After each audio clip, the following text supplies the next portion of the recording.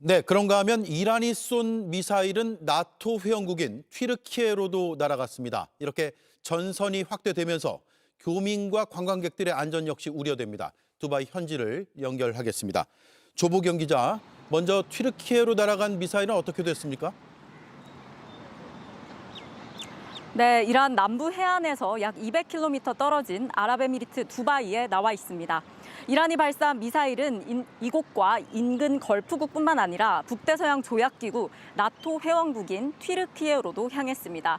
튀르키예 정부는 탄도미사일이 이라크와 시리아를 거쳐서 튀르키예 영공으로 향했지만 동부 지중해에 배치된 나토 방공 시스템에 의해서 격추됐다고 밝혔습니다.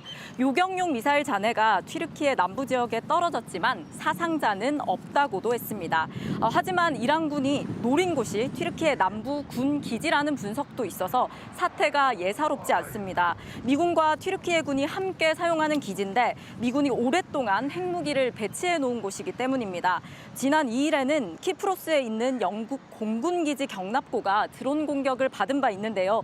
나토 집단방위 조항에 따라서 나토 차원의 이란 대응 공격으로 이어지는 건 아닌지 우려가 커지고 있습니다. 다만 이란군은 튀르키예를 향해서 미사일은 쏜 적이 없다고 강하게 부인했습니다. 네, 영공 폐쇄로 발이 묶인 한국인들은 어떻게 됐습니까? 상황이 좀 나아졌습니까?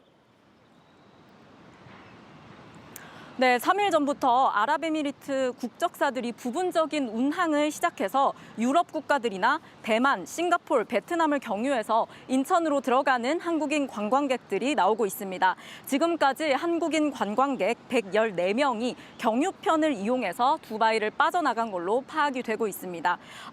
다만 인천 직항편은 아직 재개가 되지 않았는데요. 그래서 관련 정보를 공유하는 카카오톡 방에서는 무조건 경유해서 가라, 또 대만행을 샀다, 하노이행은 열려 있다 이런 말들이 오갑니다.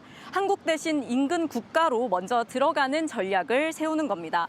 인접국 오만으로 육로 이동해서 비행기를 타는 사람들도 있다고 앞서 전해드렸는데요. 함께 택시를 타거나 또 개별적으로 국경으로 향하는 등 오만을 통한 귀국 역시 이어지고 있습니다. 오만은 비행기가 뜨니 오만으로 와라. 그래서 오만으로 오는 방법을 저한테 알려주시더라고요. 네, 그런데 다만 어린 아이나 노인이 있는 가족은 이런 경유 또한 여의치 않아서 어려움을 겪고 있는 상황입니다. 예, 정부가 전세기를 투입할 수 있다라는 얘기를 하고 있죠. 그렇습니다. 정부는 이곳 아랍에미리트 등에서 발이 묶인 국민의 귀국 지원을 위해서 전세기 투입 등을 검토하고 있다고 밝혔습니다. 다만 당국과 협의 등 아직 거쳐야 할 절차들이 남아 있습니다. 상황이 길어지면 전세기까지 보내는 방안을 검토하고 있다. 이 정도의 단계인 건데요. 이곳 두바이와 또 육로 이동이 이어지고 있는 오만에 정부 합동 신속 대응팀 6명도 파견합니다. 네, 잘 들었습니다. 지금까지 두바이에서 조보경 기자가 전해드렸습니다. JTBC 뉴스룸을 시청해 주셔서 고맙습니다. 저희는 저녁 6시 30분 뉴스룸에서 뵙겠습니다.